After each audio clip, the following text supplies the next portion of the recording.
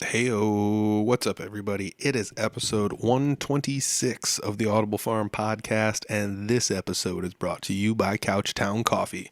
Couchtown Coffee's been with us for a long time. They support us every single week, not just on the podcast, but I also get their coffee. Their coffee is available at couchtowncoffee.com. All you have to do is find a coffee you like, make an order, and they'll ship it to your house. They roast the beans specifically for you and then ship them to your house. So when you make an order, Bob Stevenson or, Leslie, Johnson or something, if you make your order, they're roasting your stuff specifically for you and then sending it to your place. So that's pretty awesome, especially in today's day and age. That's almost preferred. So check it out, couchtowncoffee.com, and make an order. When you do, you can save 20%. Why? Because Couchtown Coffee is just that awesome. They support this podcast. They support live music. The roaster there is a musician himself. His family is musicians. It's all music. So that's one reason I really like Couchtown. And I guarantee you will too. It's not just because of the music connection. The coffee is probably one of the best coffees I've ever had in my entire life. Doesn't matter which kind you get. It's just the fresh roastness of it is unbeatable. So check it out, couchtowncoffee.com. Save 20% by entering the code word Audible Farm when you make an order. So you make an order there and you just say, hey, Audible Farm sent me here. That's my code word. Boom, 20% off. Why? Because Couchtown Coffee is that awesome. So thanks, Couchtown. Oh, man, I bet you're wondering, where was that episode last week? Well, some people went on the social media and saw that I had some computer issues, which is the truth. My computer was kind of junking out. I couldn't really do too much with it. The battery went kaput or whatever. So I took it in, got it fixed, and I'm back. That's the end of the story, I guess. Just got it back. If you're listening to this Thursday, I just got it back yesterday. So I didn't have enough time to get a guest and make it all, proper for an episode this week, but you can listen to me for an hour, I guess, if you really want to. So check that out. That's what this episode is. I'm going to go through all the stuff that I found the last week in music, as far as tips, tricks, ways to help people, things I've been discussing with other people, podcast episodes that have come out, how to run social media, just pointing and clicking and saying these are the places you can go to find more musical content on the off chance that there's another week that I miss. But it went over like 2 years without missing, which is pretty wild.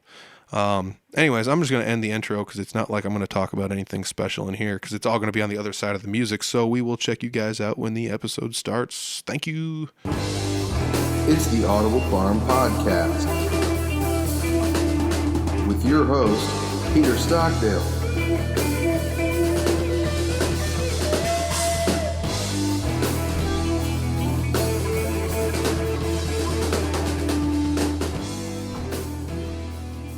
Okay, hey, what's up, everybody? Episode 126, no guest this week. Last week, I ended up having some computer issues, and I took it in to get it fixed, and so there wasn't an episode last week. Then I, didn't get it back until Wednesday, and blah, blah, blah, but you get the gist. There's no episode last week, and the episode this week is going to just be me chatting with you guys about some stuff here. So, what I've been doing in the last week is listening to some other podcasts, and I did make a couple posts on Facebook and Instagram or here and there on social media on the Audible Farm channel, but I did want to reiterate to everyone that they should check out the Iowa Music Podcast. The Iowa Music Podcast is run by Mike Schulte from the Pork Tornadoes. The Pork Tornadoes are one of the most popular bands in Iowa. They're a cover band, but don't just be like, what, cover band? Check it out. Check out the podcast. He's got years and years of experience, and with that amount of popularity allows him to talk to some really cool people. So check it out.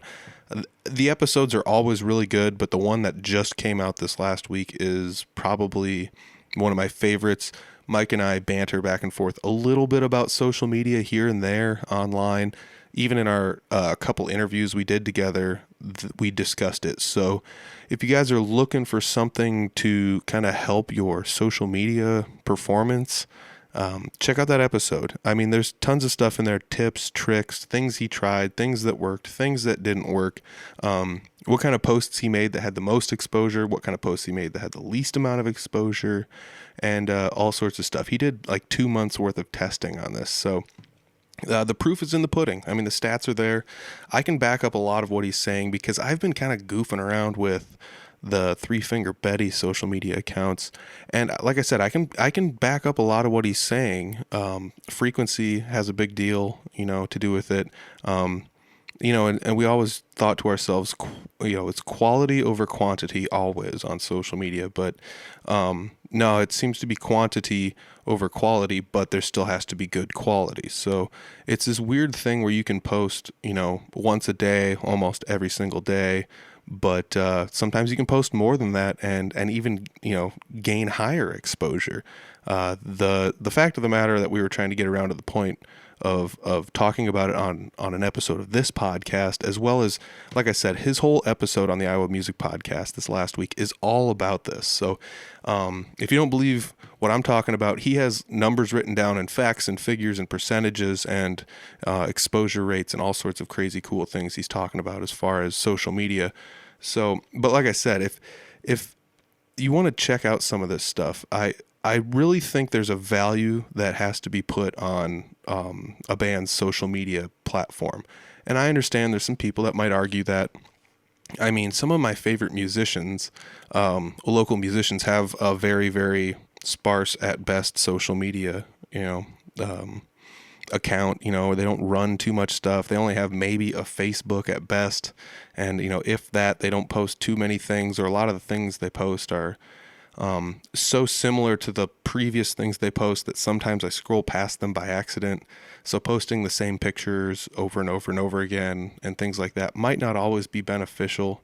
But like I was saying, some of these people, it doesn't matter. I mean, you're going to have your local fans go to see you. You've built up a strong enough following that social media is not going to, change the amount of money that gets put in your pocket too much. But there should be an argument to be made that if you do have a proper social media following, as well as, the capabilities, the talent level, and more, the exposure rate should go up even higher. And I believe that Mike Schulte discussed a lot of that stuff in his podcast. So if you guys are looking for that, check it out. Like I said, none of this is really too dead set on like, you have to have 20,000 followers and be one of the biggest cover bands in Iowa in order to pull this off. No, like I said, I did it with Three Finger Betty. I'll talk about some of the things I did with the Three Finger Betty account, I guess. But, it's kind of nice to be able to advertise for things and talk about things. And, in the middle of COVID, it's not like there's too many shows going on and things of that nature. So what does everybody have, to talk about? Well, you can pull up, old pictures, or try to make like memes, or set up an online shop, or promote your material on different platforms. And that's another tough one. Once again, listen to that Iowa Music Podcast episode with Mike Schulte. He discusses Facebook's ability to squash some platforms. So if you share to certain platforms, the big one being YouTube, if you share to different platforms, sometimes Facebook kind of lowers the exposure rate purposefully, because they don't want you to leave Facebook. And that's, I mean, if you think about it, it's actually, like, generally speaking, kind of good business model, I guess, but at the same rate, it's kind of like, come on, just show people my YouTube stuff and whatever. So we talked about all sorts of stuff like that, but I've been sharing links to things, kind of trying to see what links get squashed more, or like whether or not it's best to just put the link in the comments section, or to tell people to just click the link in the bio, because that seems to be a really big deal on Instagram. That's definitely the beneficial thing, since you can't post a link on Instagram. So you can do stuff where you run a promotion for a week about a certain platform and then change the link to that on your Instagram account and then kind of flip-flop around. There's different ways different bands can do it. But, like I said, you don't necessarily have to do any of these things. You can be a good musician. You can play a lot of shows. People can like your stuff. You can be friendly to one another, and it will actually garnish a lot of attention. And that sometimes that's good enough for people, and I get it. Like, trust me, I get it. Not everyone's in this for the same thing. And that's one of the beauties about being in a band, is every band is a little bit different. Some of them are hyper professional. Other ones are just kind of flight by night. And honestly, I enjoy both. Some of that comes from playing a lot of different styles of live music, over the last 5 years or 4 years that I've been playing.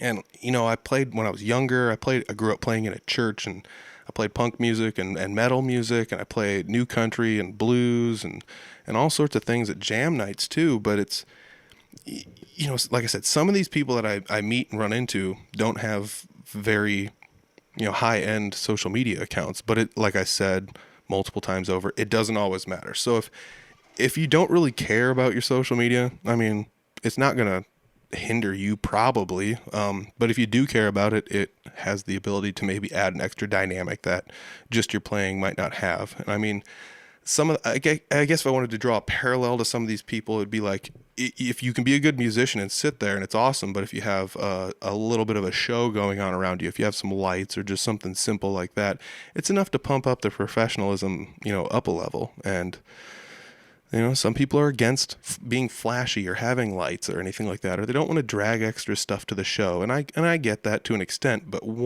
this comes back down to everybody can do whatever they want in music. It's not cut and dry. You don't have to be, Pork Tornado's huge with LED screens and drones with cameras and the whole 9 yards. I'm not even being facetious. That's for real. Go to the Pork Tornado's page and check it out. I've talked to Mike Schulte before. Great band, great guys. But anyways, yeah, you don't have to do all that stuff to be, to be successful, or at least in your own eyes be successful. Just because this is what some people are doing doesn't mean you have to do it.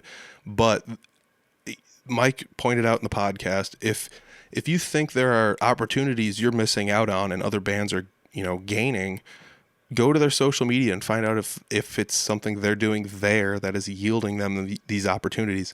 One of my favorite things is just to ask people, not everyone is, mean online. It seems like it sometimes, but you can just message someone and say, hey, what's the deal with this? How did you get locked in with this?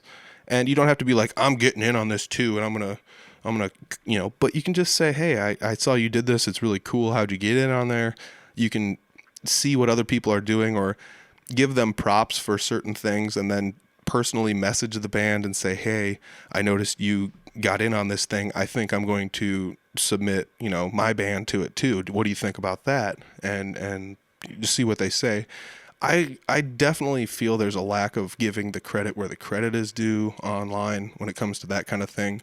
But at the same rate, that's some of the way, as humans, we learn by watching others, right? So what's no different than online. And I guess you don't really have to give credit to everybody, especially like in real life. You're not out there giving credit to, whoever taught you not to burn your hand on a stove every time you don't burn your hand on the stove. It's not like you're learning these lessons and you have to give the credit, but sometimes it's nice to give the credit where credit's due. There's a lot of really cool people out there doing really cool things. And one of my favorite things was following some of my favorite local bands. And then I'd get introduced to different local bands around them. And then I'd find out like, oh, these 3 or 4 guys are on the radio, and they're on the radio with this band and that DJ and these things. And then you start hitting them all up like, how'd you get on the radio? Is this person a cool person? Can I just message them, or is that all right? Do you think that my music would go good on the radio over there? And after you go through all of that kind of stuff, you high five each other and you say, thanks everybody for the information. And you go to the DJ and you say, hey, I talked to these guys.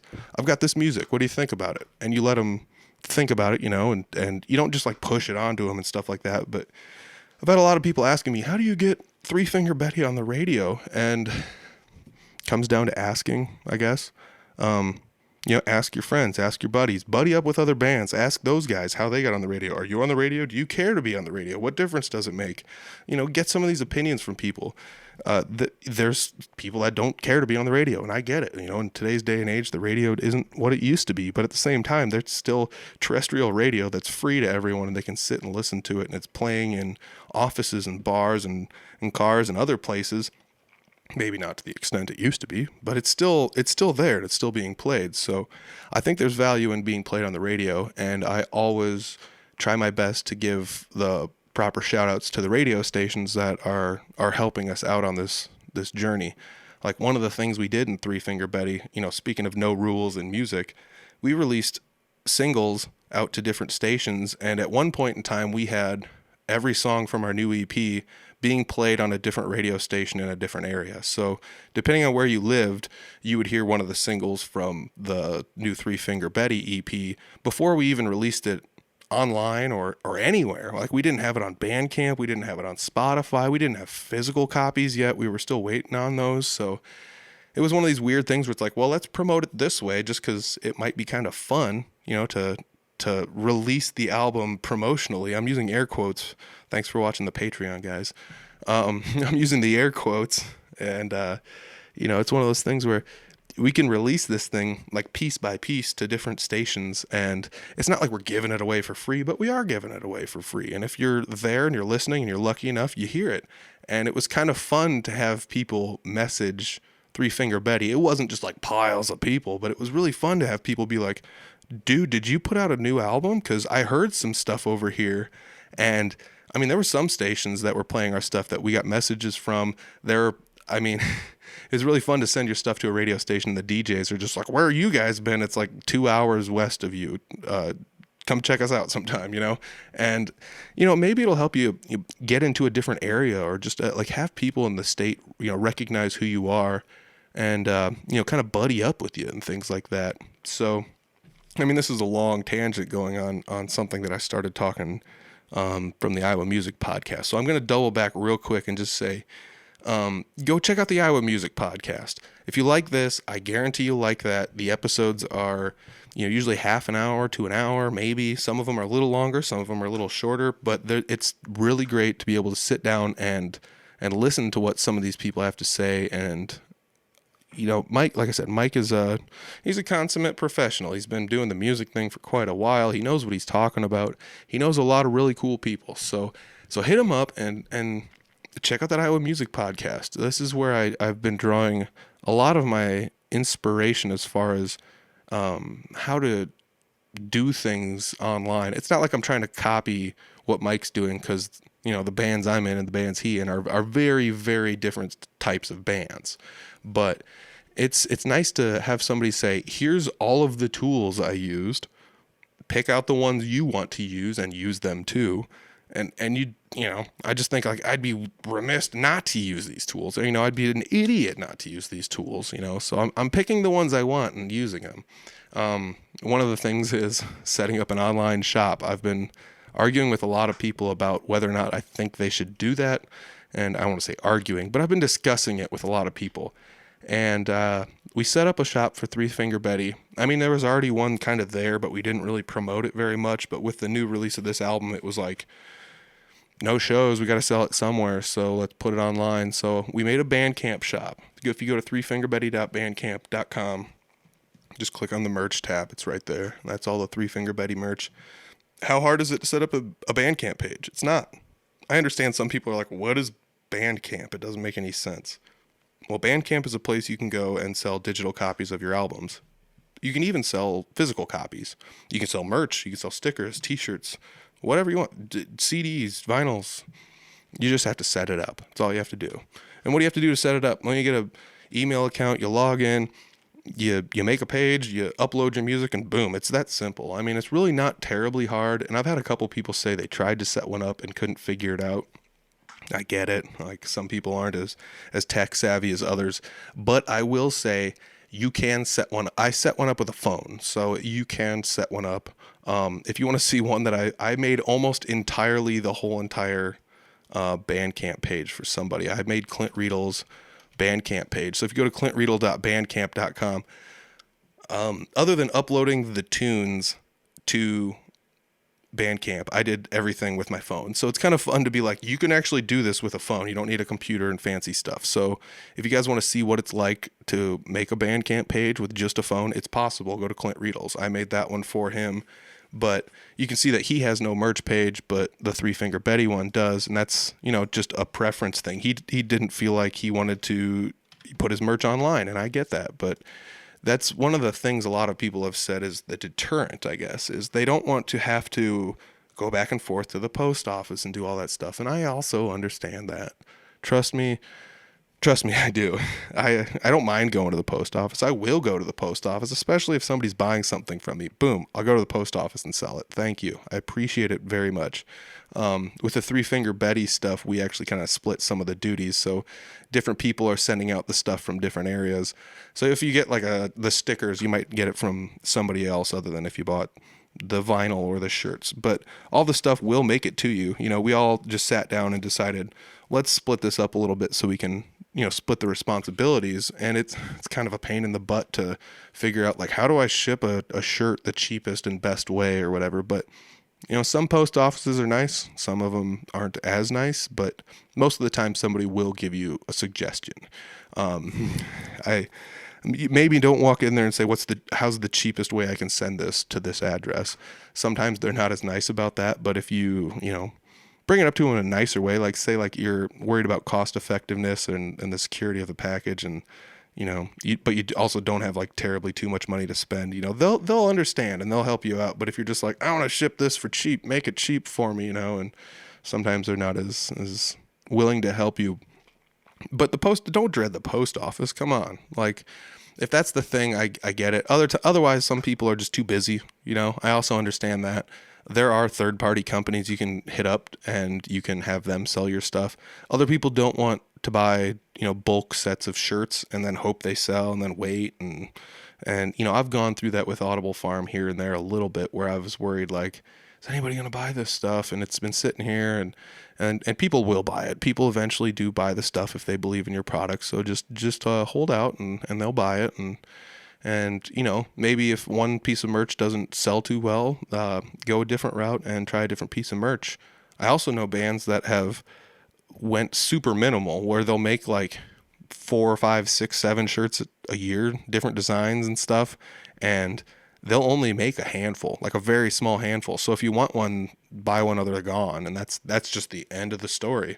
And so that's a fun way to get rid of shirts without having to worry about having piles of inventory sitting around.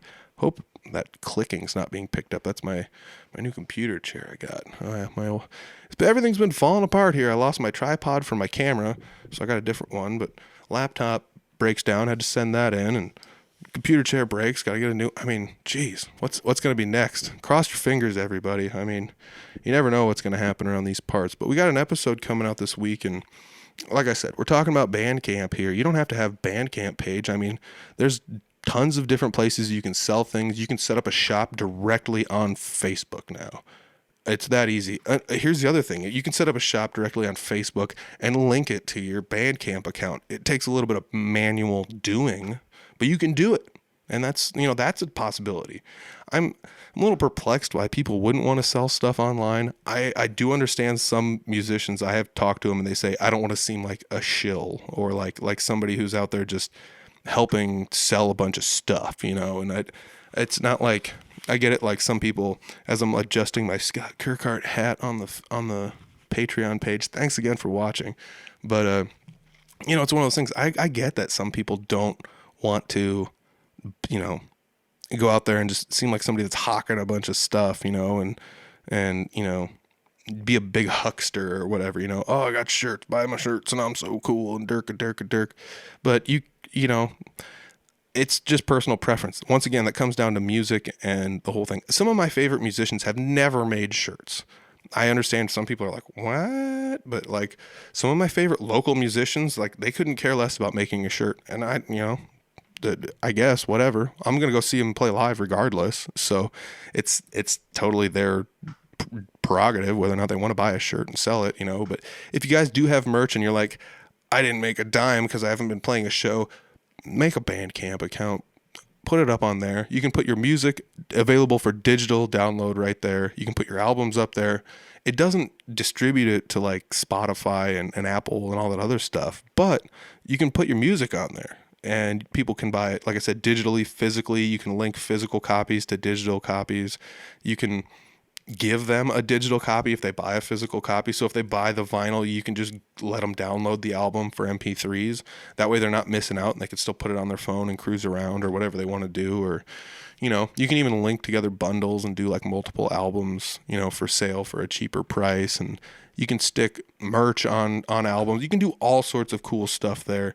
It's not like it's a super inclusive social media-esque page, but it's a nice place to have all your stuff just kind of camp out. If somebody wants to buy a shirt, boom, it's there.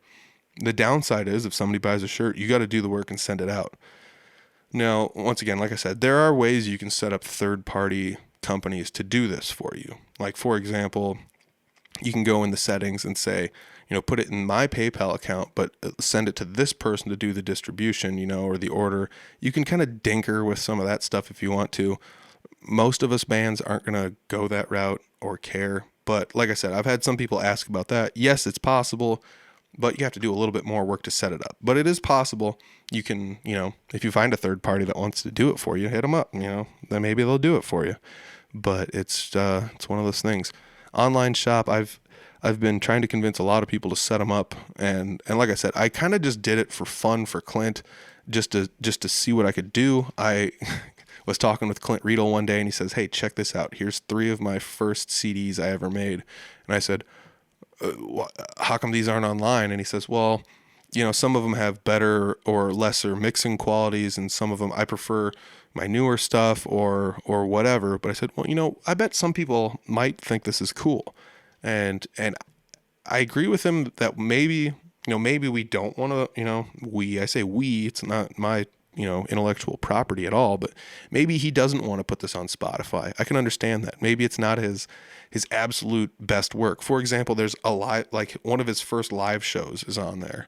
And it's like, does he really want the audio from that to be listened around the world when he's got studio recordings that are thousands of times better that, 5 years in, he made that are, like I said, it's all about how you want to represent yourself. But we decided to throw them on there and see if anybody would buy them, and some people have bought them. So hats off to anybody that's been supporting, my buddy Clint Riedel through all that stuff. But, like I said, we made these,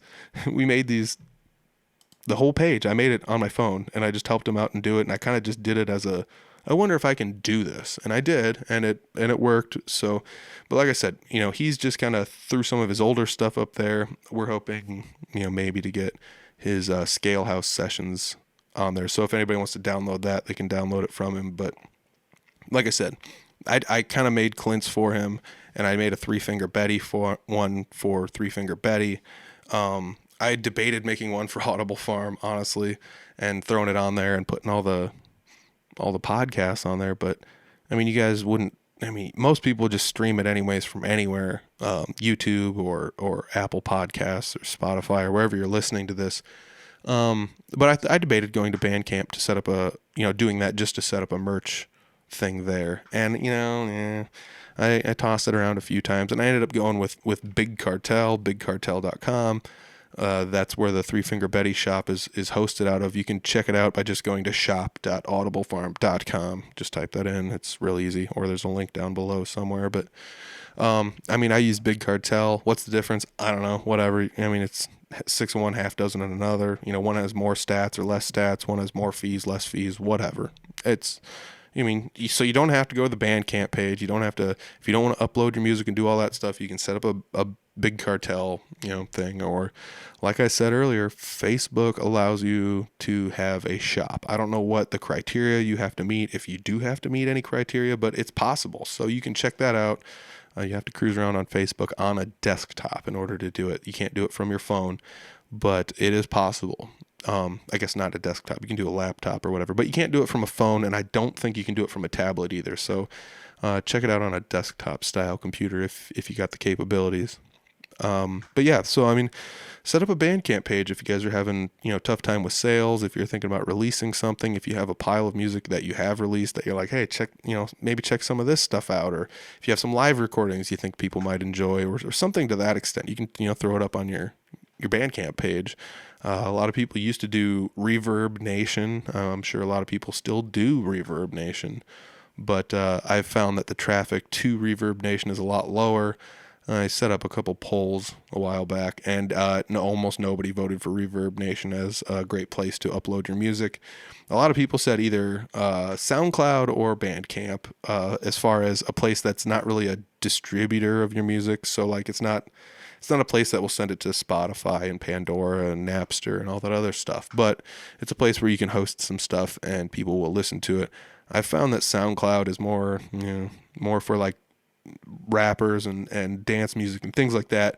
Understandably, it's just kind of where they all gravitated towards. So that SoundCloud is actually where the podcast you're listening to is hosted out of. That's where the RSS feed gets dumped from. So if anybody's listening to this, you're actually technically listening to a SoundCloud podcast. So, I mean, I'm giving out all the information I've got here as far as things I've used, tips, tricks. If you're listening to this and you're like, how do I start a podcast? Well, like record some stuff and upload it on SoundCloud. I mean, that's what I did. You might have to, pay a small fee if you want to leave all of your material there, but you can also just set up a cyclical thing that deletes the last one every time you upload a new one. So you can do something like that if you want to on SoundCloud as well. And, I mean, like I said, there's no rules to any of this. And speaking of starting podcasts, there's other Iowa podcasts out there. A couple of them had episodes this week. Let me pull up my website. If you go to audiblefarm.com and scroll all the way down to the bottom, which is what I'm doing right now in case you're wondering why I'm talking all weird. Let's see here. The last person I talked to was Mason from the Regional Rock Hour. His link is on the website there. It's at the bottom. The Indie Music Room with Heather Kelly, she put out an episode this week. Her episodes don't come out as often as mine do. Well, I guess I did skip a week. Speaking of which, that's the first week I've skipped in over 2 years. So my apologies for skipping a week, but also thank you for nobody really complaining that I skipped a week. I appreciate it. I actually had a couple people ask me if I was okay. Yes, I'm okay. Computer just kind of went kaput, and then I had to go fix it. So anyways, Heather Kelly, Indie Music Room, she's put out an episode this last week, so check that one out as well. There's a link to that down on the Audible Farm podcast website, which I found out a couple of those links are broken. I'm going to work on fixing that, but that's something else. Beers with Bands has been putting out episodes still, so I want to say if you guys are looking for other podcasts from around the Midwest-ish area, I know Beers with Bands kind of tackles music from like eastern Iowa up into like the Minnesota somewhere area or something like that. So check that out, Beers with Bands. They also have merch and things like that. So check them out. They're online as well. There's a link down below. I had already mentioned the Iowa Music Podcast. One of my favorite podcasts.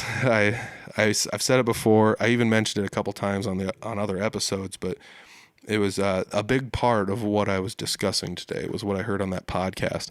And I suggested to so many people, you have to listen to this. And before I even listened to the episode when it came out, Scott Kirkhart messaged me, said, did you listen to this? Because it's amazing. And I said, it's the next thing I'm listening to. And I literally just went for a drive and listened to it. So it's worth it. It's worth it to listen to it. Like I said, you don't have to know anybody on the Iowa Music Podcast to find it enjoyable. You don't have to know Mike, the host. You don't have to know any of the guests.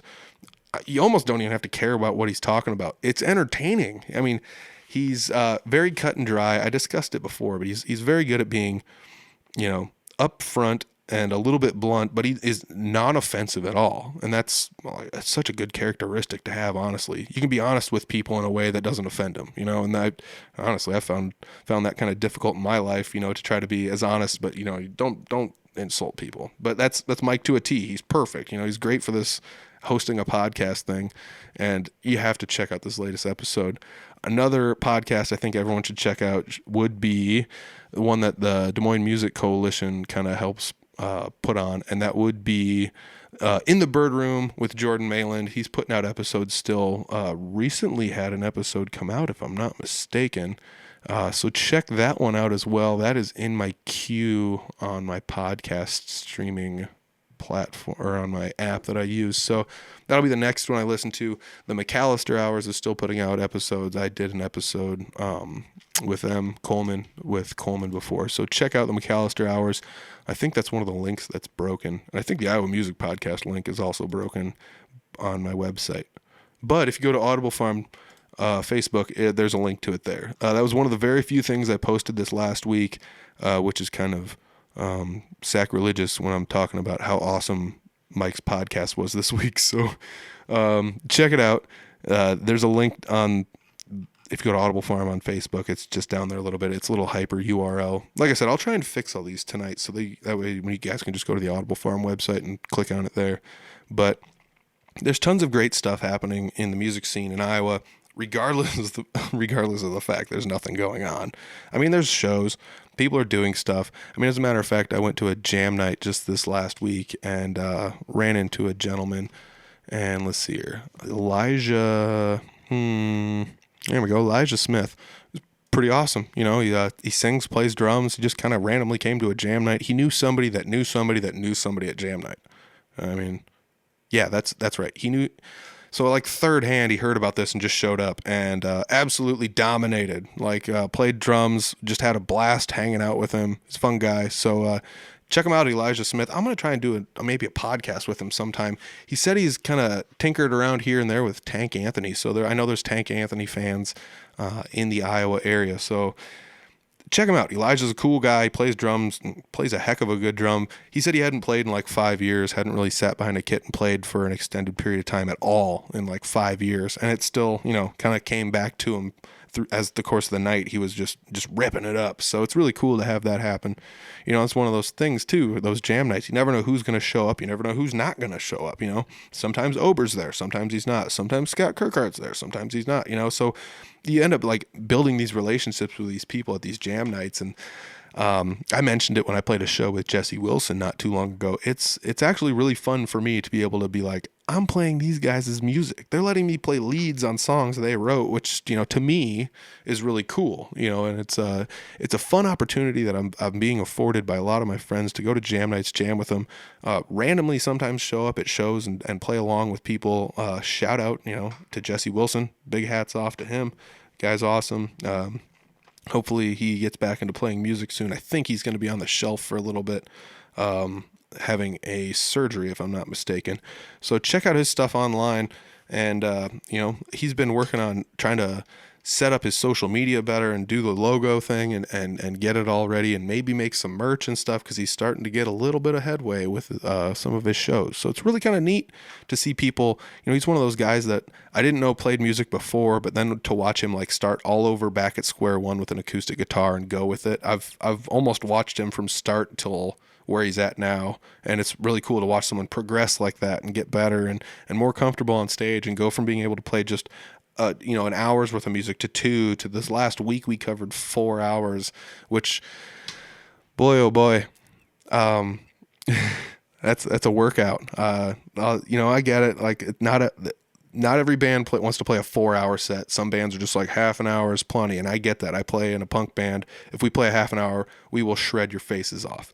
We're so rock and roll and metal and punk. It's insane, but it's also fun to go play a 4-hour show and just be like, holy cow, I gotta keep going. You gotta keep going, and you gotta hold some riffs back in the back pocket for later in the night and try not to get too shreddy at the beginning and kind of feel the audience a little bit. And it's a different beast. I've talked to people that have done it. Notably would be Chris Carr, Jeremy Ober, people like that. Clint Riedel's done 4-hour shows before. I've done, handfuls of cover bands. That's your MO. You guys are doing that. 4-hour shows is just what you do.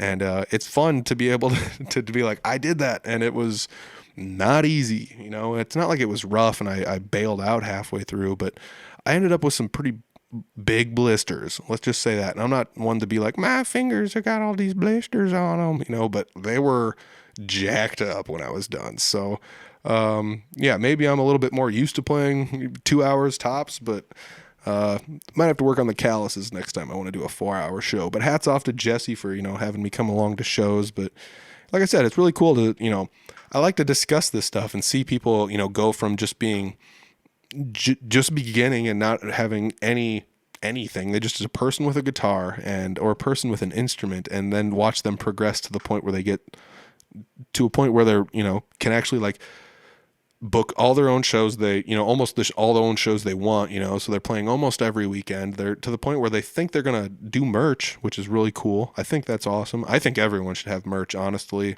whether or not it's just a simple t-shirt or something, a CD, something.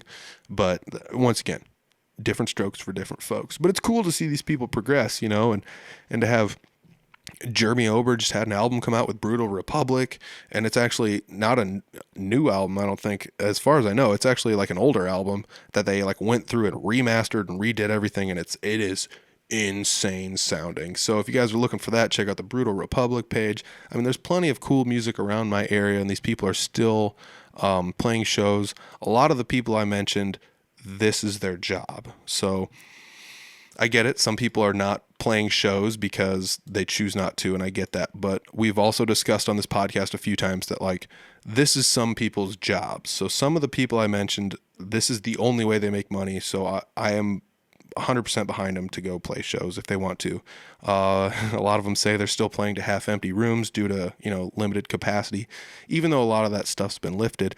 But once again, hats off to the businesses that are having music, because you can have music in your business. You just have to, do a little extra work in order to do it, which kind of stinks. But thank you everybody that's putting on live music and being safe in bars and staying their distance. And I'm glad there's one thing I didn't like was somebody just coming up and yelling in my face and at a show, and it's all completely stopped since COVID happened. So I'm pretty happy about that. I was never really too fond of, overzealous people just being like, yeah, that's awesome. And it's like, you have to wipe your face when you're done talking to them. Like, geez, dude. But masks and social distancing have taken care of some of my least favorite things as far as playing shows. But they've also created new, deterrents for shows where some people don't even want to go and the place is only half full, and some people aren't booking shows and other people are being shamed into booking shows. And it's this weird thing. And this isn't social commentary hour. This isn't any of that stuff, but it is. I do want to say thank you to people that have been mature and responsible through all this, who have been healthy, who have stayed home when they didn't feel good. Continue doing that for the next rest of your life, please and thank you. I don't care if it's COVID or the common cold or you have an earache. Stay home, please. I don't want to get sick with your nonsense. That was always something that I worked a job for a while where they shamed you if you did say you were sick, even if you really were sick, and it was horrible, and I don't.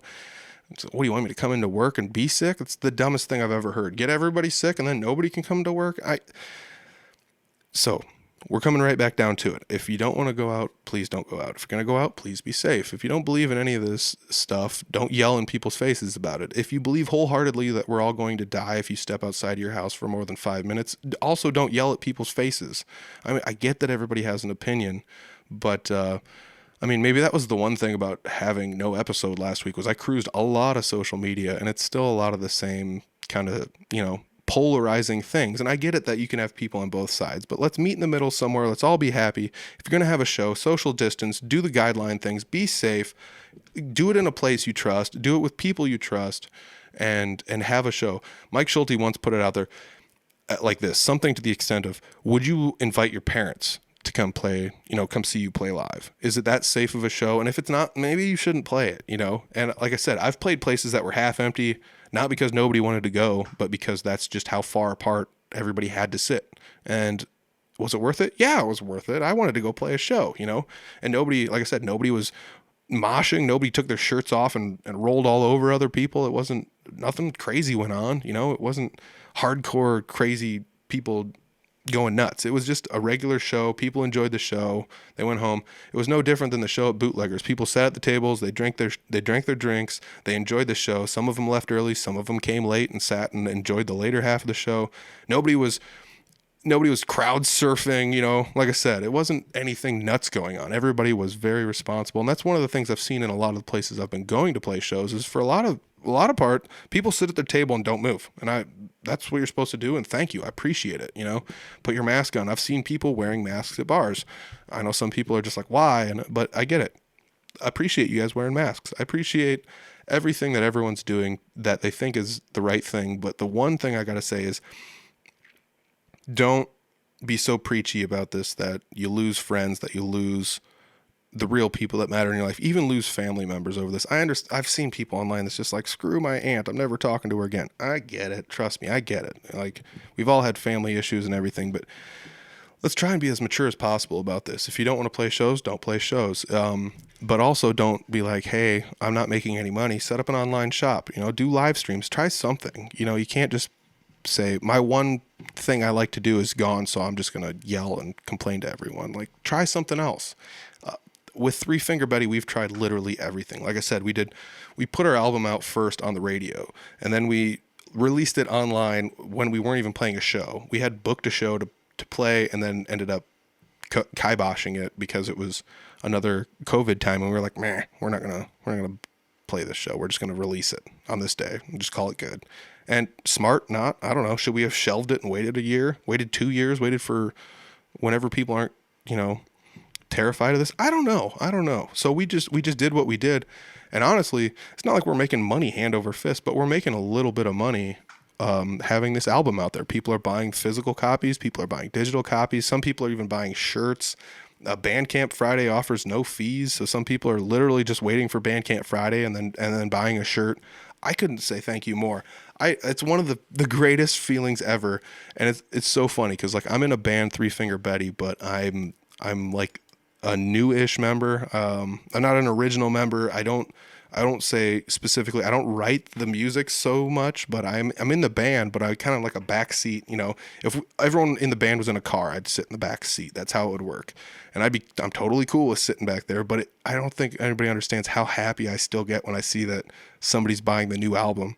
I get it. Yeah, I worked on it too, but I'm so happy for everyone else in the band that worked hard on it. I'm happy for John that, he's, as far as I'm concerned, the figurehead of the band. He's the guy that, if he was not around, this band would not exist anymore. And that's just how it works. And I'm just so happy that people are buying this stuff. So hats off to everybody buying merch. I'm even selling Audible Farm merch still online, and people are still buying that. So another one that's just like, my brain explodes, and I just got to say thank you guys so much for supporting me through all this. It's been fun to do this, and it was weird to take a week off. It feels like forever that I've taken a week off. And I went 2 years without taking a week off. By hook or crook, I had an episode come out every single week. So, it's really neat. I'm honestly like I'm taking this weird 2-year recount of all this, and it's like I've come so far musically in 2 years just by being social, and it's wild. It's wild. It's not like I'm an antisocial person, but I'm not necessarily. I like to keep to myself sometimes, but I like to be people adjacent. It's kind of a weird thing, but it's so weird to just be like, well, just step outside of your comfort zone, dude, and go talk to some people. And I did that, and I've literally had such a blast. I've met so many fun people. I've played so many gigs that I never knew I would be able to play. Being in a band afforded me the opportunity to jump in other bands, gave me some sort of confidence that I didn't really have before, to go play jam nights and things like that and introduce myself to other musicians. And I even discussed this last night with a few people at a jam night, that it's kind of weird that I feel a little bit that way still. I still go to jam nights and I'm like, I think everyone's tired of listening to me play, so I just put the guitar down and walk away, and it's, here, you play this time. And I love hearing other people play. It's kind of that the whole revolving door type thing with the musicians up there. Like every 3 or 4 songs, a new guitarist gets up there, and it's like, this is cool. You never get tired of anything. Beginner, pro, intermediate, it doesn't matter. But I'm sure everybody has that kind of feeling where like, man, everybody's tired of listening to me play. But I'm right in the thick, meaty part of that curve, in that intermediate-ish area. So it's not like I'm bad at playing guitar, but I had so many people tell me last night, like, I think you're the only one that thinks that way, and you only think that way about yourself because you don't ever think that way about anyone else. And it's like, no, I don't. So they're probably right. I'm just being hypercritical of myself. But like I said, it's so weird to just be able to have this podcast for 2 years and just talk to so many people and learn all this stuff. I've learned so much about music, the music business, the industry, like ways to act, the etiquette, and all this other stuff about music that I never knew. Etiquette at jam nights, etiquette when it comes down. I mean, you name it. I've learned so much stuff. I've been afforded a lot of opportunities to learn from a lot of different people, and I really, really appreciate every single one of you helping me out. I'm talking podcasting, I'm talking music. Once again, like I said, etiquette at shows and things like that was probably some of the best stuff that I ever learned in my entire life. The best way to stay out of people's way at a music show is some of the best stuff ever. Be organized, and I've playing with a band that plays with 4 other bands every single show we do. It's like, you might be the third band and you might have 5 minutes of load in and 5 minutes of load off, and that's it, and it taught me how to be organized and set my stuff up, quickly, and organization just comes, that's so much of it, streamline everything, just plug everything into these one things so you have as few connections to make as possible and get it done. And I get it that sometimes when you go to a show and you're going to play 4 hours and you're the only band, you don't have to worry about that. But it's one of those things I'm still very glad I learned, because it helped me when I went to play live shows, with cover bands. All my stuff was quick, concise, easy to set up. It was out of everybody's way. Nobody was going to walk or trip over my chords, not me, not anybody else on stage. I loved it. I appreciated it so much, just to learn these weird things, and to have all these people around me that helped teach me these lessons. So thank you guys for being around and listening to the podcast every single week. Thank you to everyone that's joined me on my weird musical journey that I've had for the last 2, 3, even 4+ years, since I've joined Three Finger Betty. So if you haven't checked out Three Finger Betty and you don't know what it is the band I'm in. We play rock and roll. I guess you could call it rock or punk. It's somewhere straddling that line. We're like punk with like metal-ish, fast-paced drums, like those really, really complex, fast drums, not like blast beating and stuff, but yeah, it's some serious stuff. It's like all that punk music. You were like, oh, the drummer's the best guy in this band. That's kind of what we've got going on. Not that any of us aren't any good, but Clint is amazing. He's played in a lot of different thrash metal bands and things like that. So he brings a little bit of that element into the band. And John, he likes punk music, but he also likes rock music, and he wants to solo. And punk music doesn't usually have solos, but guess what? We do, and I took more of a lean in towards, I wanted, it's so funny because when we played down at Anytime Studios in Omaha, Doug Decker down there, Doug, hats off to Doug. But he was like, man, your guitar sounds so like low and chunky and everything. It's like, yeah, that's what I want to go for. I'm trying to lean my guitar into like the baritone area without ever, down tuning it, which is another fun thing. I like a couple tricks I learned on the guitar was how to make something sound heavy without actually down tuning it. So, some of those weird tips and tricks people sat down and taught you. And like I said, a lot of this is I just asked people, and it's not always easy to ask people. I get, trust me, I get it, but that's what I did. I just said, hey, what do you think about this? Or how do I go about doing this? Or I noticed you played this thingy, or hey, do you watch anything online recently you think is cool? Send it my way, And I mean, for a while I was watching all of Matt Woods' videos he'd put online when he was doing like little snippets of like, there's this little riff I learned. It's just a tiny little riff, but it's cool, and you can toss it in your solos and it sounds neat. And guess what? I tossed a couple of those in, and they're now my riffs too, And it's one of those things where it's like, without actually going out and learning these people's names and listening to their music and enjoying what they do and wanting to learn new things, I wouldn't have ever learned any of this. So if you're nervous about playing music, if you're starting out, you don't know where to go to a jam night, buddy up with someone, go to a show, say hi to somebody. If you don't want to go to shows and things like that, there's still opportunities to get your music out there and be heard. Live streaming, you can set up an online shop, you can make new music. There's lots of people hitting the studios, like recording lots and lots and lots of new music. And listen back to some of the recent episodes. There's people with all sorts of crazy thoughts and patterns about how they're going to put out music. Tyrell Frazier was talking about, maybe putting out a song every, 45 days, I think he said, which equates to almost one a month, and you're only going to skip, 1 month or whatever if you start at the beginning of the year. So it's kind of cool to see that, like I said, there's no rules. I knew somebody that put out 3 singles to an album. I saw somebody online put out 3 singles to an album over the course of a month before releasing the album, and one came out on Spotify, one came out on YouTube, and one came out on Facebook. And that's how they did it. So like, it was pretty much like the 3 biggest platforms that people intake information from them on, they released a single on each one of those. And everyone got a different one. So they could be like, oh, next week go over to this platform and listen to this one. And then the week after, go to this platform. And if you don't like YouTube, you don't have to, if you didn't know it existed, you wouldn't miss out because you would get a single 2 weeks later on Facebook or something. So there's no rules. There's no rules to any of this. Ask around, talk to people. That's pretty much what I've been doing. Listen to Mike Schulte's episode on the Iowa Music Podcast this last week. Like I said, it's amazing. It's pretty eye-opening, some of the stuff he found out as far as what to post, when to post, how frequently to post, etc., etc., etc. So if you run the social media for your band, maybe you need to check it out. Maybe if maybe he even said this in his band, and I will concur.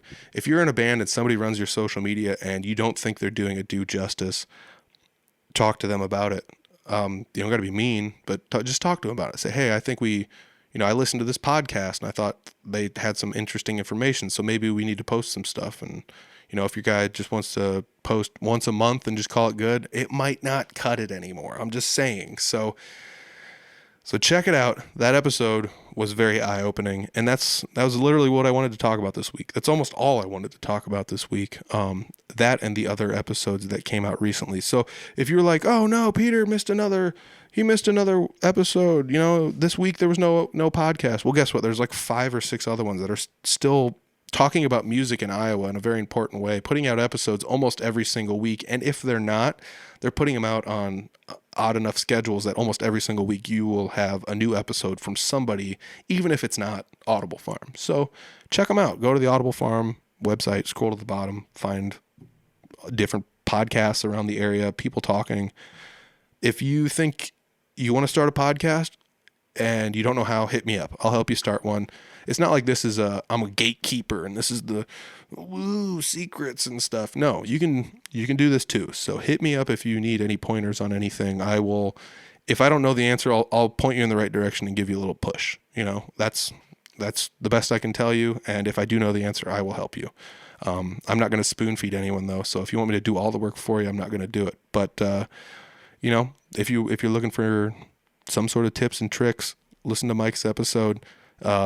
Do some of the things he said on there. Try them out. See how they're working. Like I said, I've been testing out goofy stuff on the Three Finger Betty social media account with almost no negative reactions. So it's not like people are unfollowing us in droves when I'm trying to post goofy stuff. For an example, I made a meme recently featuring the new Three Finger Betty album. If you want to check it out, go to the Three Finger Betty Facebook page or Instagram page and scroll around. I've been kind of goofing around a little bit with that. So check it out. There's definitely more of those to come on the Three Finger Betty page. But hey, if you're out there listening to this, I got to say hats off. I almost covered a whole hour by myself, which is pretty wild. I was originally just going to sit down and do like a 20-minute episode. So hopefully this wasn't too boring with just me sitting here talking for like an hour, but hats off everybody. I will check you on the other side of the outro, and it's probably going to be pretty short. Wow, more of me talking. What a windbag. No, I'm just kidding. Thanks for listening, everybody. I really appreciate it. I don't know why I kept the format the same when it's just me talking the whole time, but I did, so whatever. Thanks for listening to the episode. Let everybody know if you like the podcast. Not necessarily this episode because it was just me, but if you like an episode, share it out with somebody. Share it with your friends, your buddies, your family members, your enemies. Put it on a carrier pigeon and fly it across town. Whatever you got to do. Just let people know about the podcast if you like it. If you don't like it, I don't know. Don't let anybody know about it, I guess. If you guys really like the podcast, we've got merch. So you can go to shop.audiblefarm.com. There's a link down below. Check it out. T-shirts, hoodies, stickers. That's pretty much all we've got for now. What other kind of merch should we get? I've heard a lot of people saying koozies. If we made koozies, would anybody buy them? Are they worth it? Maybe. Well, koozies might be the next thing. I don't know. We'll see. Go to shop.audiblefarm.com. Like I said, hoodies, t-shirts, stickers. That's what we got for now. Hoodies are limited quantity though. As far as I know, there's only like 1 or 2 of the available sizes left, and I'm running out of sizes. I know it's winter time, as people say you need to get hoodies in. I get it. Maybe eventually soon here. I don't know. I was debating whether or not to get a different style of hoodie or whether or not to try a baseball tee or do something completely off the wall and just do koozies and forget the shirts thing for a while or something. I don't know. So what kind of merch should we get? Hit us up. Let us know. Comment on wherever you're listening to this or whatever. Other things you can do to help out the Audible Farm podcast. If you don't want to give me any money, give me 2 seconds of your time and give us a review. Wherever you're listening to this, 5 stars, 4 stars. We got people rating us 1 star, I guess. Those are kind of funny to read, but hey, hats off to anybody who's giving us reviews, who's letting people know, who's championing the podcast. I still have people coming up to me and say, hey, I listened to this episode from a few weeks back. It was awesome. And it's like, I want people to listen when they come out, but I'm still so happy people are going through the back catalog. The the last 2 weeks I didn't have an episode out. I didn't have an episode come out last week, and then 2 weeks ago I had an episode with Mason, I guess. But like, I still didn't have a day where nobody listened, which means people are still digging in and listening to old episodes. I can see which episodes people are listening to, and it's wild. It's wild. So hats off. If you're new to the podcast, check out older episodes. I'm sure there's somebody there you might know. And if you don't know them, you might find some fun stuff in there you want to check out. Like we said earlier in the podcast, check out the other podcasts in Iowa. Check out the other bands. Buddy up with people. Do all that. Do all that good stuff. And check it out. There's also the Audible Farm Patreon. If you want to watch video versions of this, they're all on Patreon. I've had believe it or not, I have a lot of people ask me, why do you put videos out and then put them on Patreon and make somebody pay for them? I get it. I should just put it out for free and let everybody just, get all this content for free. No, but it's the audio versions are free. There's video clips on YouTube for free. And I guess if you really want to watch the whole video, you can do it on Patreon. We have a handful of people that do, and some people, have been very, very nice with how they've pledged to Audible Farm, and I'm very, very happy about that. So if you want the video versions, they're there. If you don't, the audio versions are free. One way or the other, this costs me time and money to do, and I'm just trying to recoup some of the money back on the back end if I can, if it's possible. So like I said, if you're interested, check it out. If not, audio versions are free. They're always going to be free. Maybe I'll put more sponsors in, maybe I won't. I said originally I would never do sponsors, and then I ended up with some. So you never know what's going to happen on the podcast. But like I said, this is free. You can listen on YouTube for free, audiblefarm.com for free. I think that link still works on there. I should double check that as well now that I got my computer back. But yeah, you can listen to YouTube, you can listen on anywhere you listen to podcasts, and it's free. So yeah, it does cost money to listen or to watch, but I guess if you want to watch, go for it. It's up to you. And if you are watching and do the Patreon thing, I really appreciate it. Thank you guys very much. I know a couple of people that watch every single week, so hats off to you guys. As soon as the episode comes out, boom, they're on it. So it's really kind of neat to have that be a thing. So thank you guys very much. If you're looking to support the Audible Farm podcast, like I said, you can do this all non-monetarily. Just leave us a good review and maybe share us with some of your friends. That's all you got to do. That's all. And even if you don't want to do that, that's cool too. Just thanks for listening. I really appreciate that. So hats off to everybody for listening. No guests this week. No other information to share. Check out somebody's music and enjoy it and share it around. If you're not sharing this podcast, just go share your buddy's music. I'm sure everybody's got a friend that this guy makes cool music. Share it. Say, I really like this guy's music. I know I make music, but I really enjoy this person's music. So thank you very much to this person for doing that thing, and that's what it comes down to, just supporting one another. And if you like something, let people know you like it, and if like I said earlier in the episode, you don't got to be mean about it either. If you don't like something, keep your mouth shut. No, it just is what it is, and that's just the way it works. So help each other out, support each other. Stop being so mean. Stop being so mean online sometimes, people. It's wild. I can't believe it. But hey, I was young too. I did the same thing when I was really, really, really young, and the internet was like brand new. So live and learn. That's what we're all doing here, and hopefully I'll live longer and learn a lot more, and we'll have a bazillion more episodes of the podcast come out. Maybe. I don't know. Thanks for listening, everybody. I'm out. I'm just rambling at this point. Well over an hour. It's nonsense time now. So I'll check you next week. Peace.